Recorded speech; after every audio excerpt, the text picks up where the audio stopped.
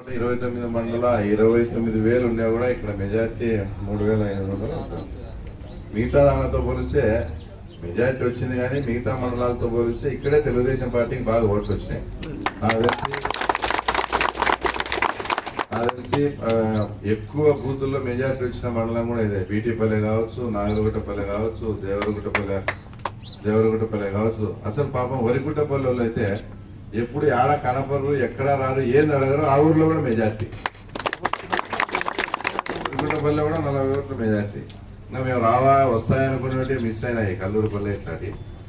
కాబట్టి మనమంతా ఒక 2 రోజులు నేను కూడా కేటాయిస్తా ఇక్కడ కూర్చొని ఏకతాటి పైన ఇదిగా ఫోన్ 2-3 డిస్టర్బెన్స్ లేకుండా ఒకరే చెప్తే వాళ్ళ పనులు అయ్యేట్టుగా, వాళ్ళు కాకుంటే మా దగ్గరికి రాని నేను అయ్యేట్టుగా కూడా అందరితో మాట్లాడి సెటరేట్ చేసి అన్నీ కూడా పైన కూడా అనుకూలంగా ఉన్నాయి. ఇంకా తొందరలో కూడా ఇంకా మనకు మంచి రోజులు వచ్చే పరిస్థితులు ఉన్నాయి. కాబట్టి చిన్న వాటికి లీడర్షిప్ మాకే కావాలని ఇద్దరు కొట్లాడితే మహేష్ ఏం చేస్తాడు, నేనేం చేస్తాను, పెద్ద ఏం చేస్తాను. ఒకటి సర్దుకొని పోతే నెక్స్ట్ దాంట్లో మీకు ప్రిఫరెన్స్ ఉంటుంది, ఇంకో దాంట్లో మీకు ప్రిఫరెన్స్ ఉంటుంది.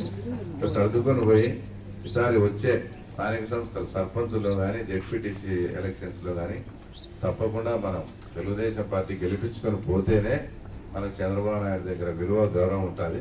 ఇంత మంచి కార్యక్రమానికి ఆహ్వానించి ఇంతసేపు మేము చెప్పింది కూడా అంతా విన్నందుకు, ఇక్కడికి వచ్చినందుకు పేరున అందరికీ నమస్కారం తెలియజేస్తాను.